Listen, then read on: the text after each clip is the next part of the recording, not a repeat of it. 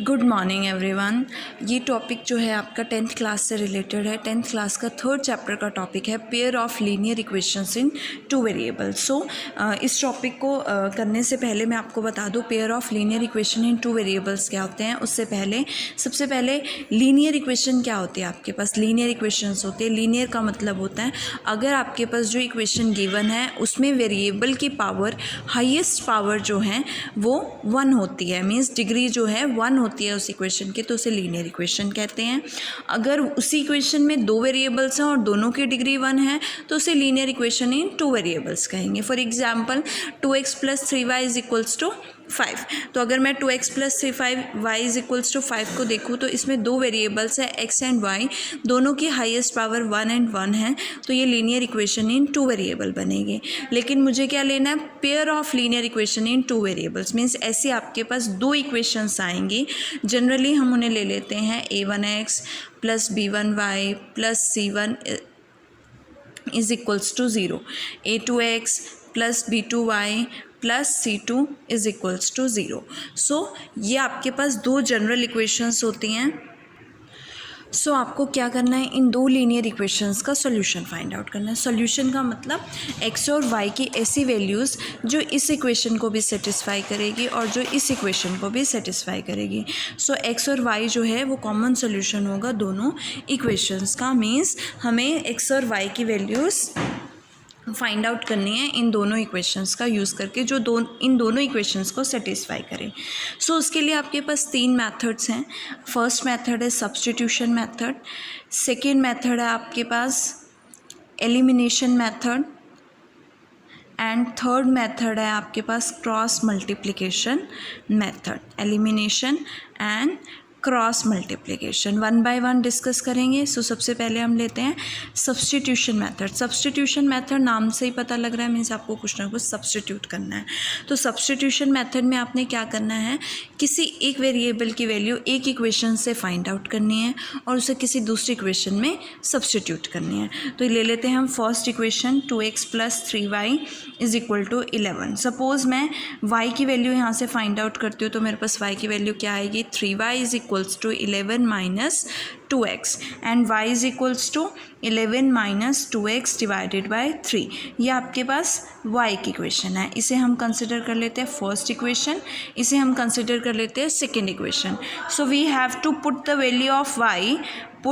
Value of y in equation 2।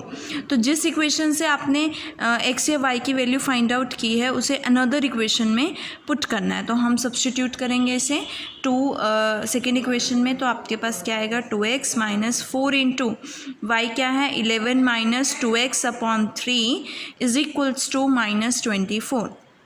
सो यहाँ से आपके पास क्या आएगा, 2x - 4 को मल्टीप्लाई करोगे 4 11 4 एज इट इज़ ले लेते हैं, अपॉन में आपके पास क्या है 3 = -24। एलसीएम लोगे तो आपके पास क्या आएगा, 3 2 6 -4 11 - 2x = -24।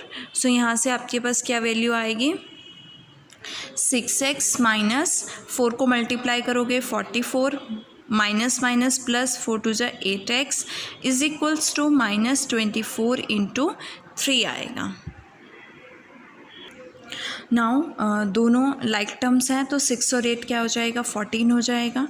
-44 24 को 3 से मल्टीप्लाई करोगे -72, तो 14x, ये माइनस है उधर जाके क्या हो जाएगा, पॉजिटिव हो जाएगा, तो +44 माइनस करोगे 8 और 2 माइनस क्या आएगा आपके पास 28 आएगा। और 14x = 28, x -28/14, 14 2 28, तो आपके पास x की वैल्यू क्या आई है, -2 आई है। तो अब क्या करोगे, x की वैल्यू जो है वो y में पुट करोगे, जो आपने y फाइंड आउट किया, तो पुट करो 11 - 2 × x के प्लेस पे क्या पुट करना है, -2 / 3। तो यहाँ से क्या आएगा, माइनस प्लस हो जाएगा, 11 + 4 / 3 is equals to 15/3 that is 3 5 15 और आंसर क्या है 5 है। ये आपका फर्स्ट मेथड था सब्स्टिट्यूशन मेथड। सेकेंड मेथड पे चलते हैं हम। सेकेंड मेथड आपके पास क्या है एलिमिनेशन मेथड। सो एलिमिनेशन मेथड में हम क्या करेंगे किसी एक वेरिएबल को एलिमिनेट कर देंगे। ठीक है, तो एलिमिनेट कैसे करेंगे, अगर हमारे पास वेरिएबल किसी भी एक वेरिएबल का कोफिशिएंट सेम बना लो।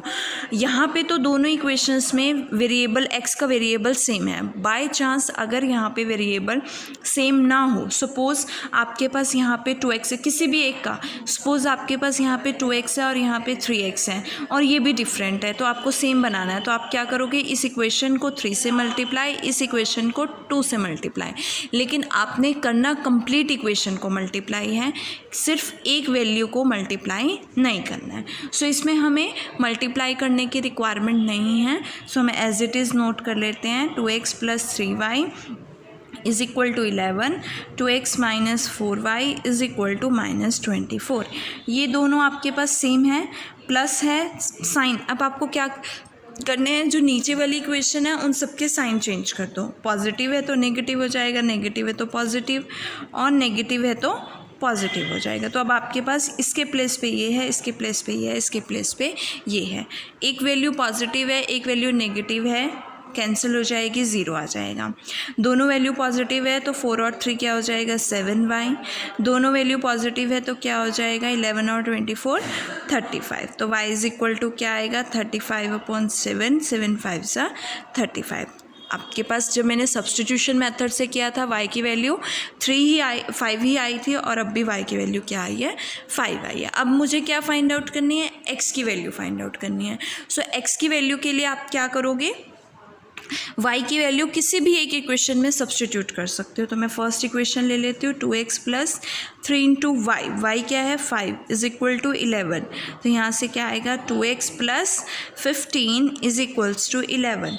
यहाँ से वैल्यू क्या आएगी 2x is equals to 11 - 15 that is -4 और 2 से डिवाइड करोगे तो आपके पास क्या आएगा -2 आएगा। सो सेम वैल्यू आपकी सब्स्टिट्यूशन मेथड से आ रही थी और सेम वैल्यू एलिमिनेशन से। सो ये आपका फर्स्ट मेथड सब्स्टिट्यूशन था, सेकेंड मेथड एलिमिनेशन मेथड है। Now our third method is cross multiplication method.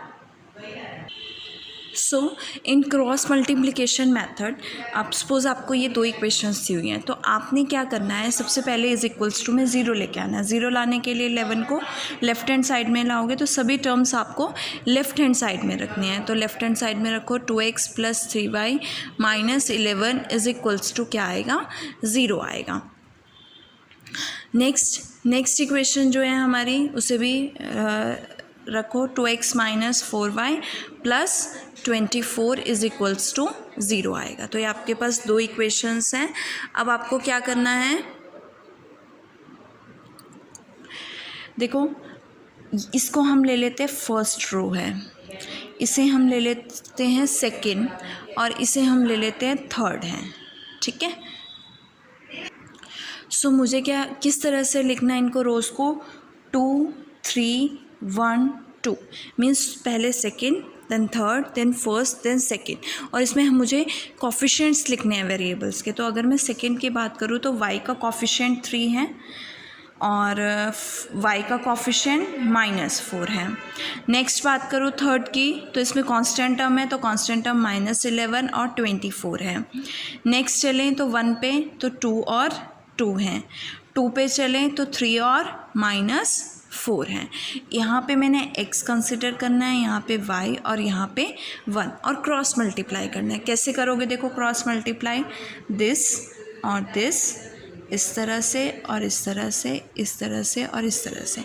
अब लिखना इसको कैसे है, x वेरिएबल लो, पहले यहाँ पे x है ना, तो x में हमें पहले इस वाले को 24 को 3 से मल्टीप्लाई करना है। 24 × 3 बीच में माइनस का sign, then -4 × -11 is equals to, next हमारा क्या है y वेरिएबल है, अपॉन में अगेन -11 × 2 -2 × 24। नेक्स्ट आ जाऊँ 1 अपॉन -4 × 2 -2 × 3 मीन्स आपको पहले इसको इससे मल्टीप्लाई करना है माइनस इसको इससे मल्टीप्लाई करना है, अगेन इसको इससे मल्टीप्लाई करना है माइनस इसको इससे मल्टीप्लाई करना है। इस तरह से आएगा आपके पास। मल्टीप्लाई कर दो, x अपॉन क्या आएगा 72, 24 into 3, 4 into 11 44, minus minus plus हो जाएगा तो यहाँ माइनस 44 आएगा, is equals to y upon minus 22 minus 48 is equals to minus 8 minus 6। तो यहाँ से आपके पास क्या आएगा 28 y upon minus 70 is equals to 1 upon minus 14। So अब आपको क्या करना है, इस टर्म को इससे एक बार इक्वेट करना है और इस टर्म को इसके साथ एक बार इक्वेट करना है।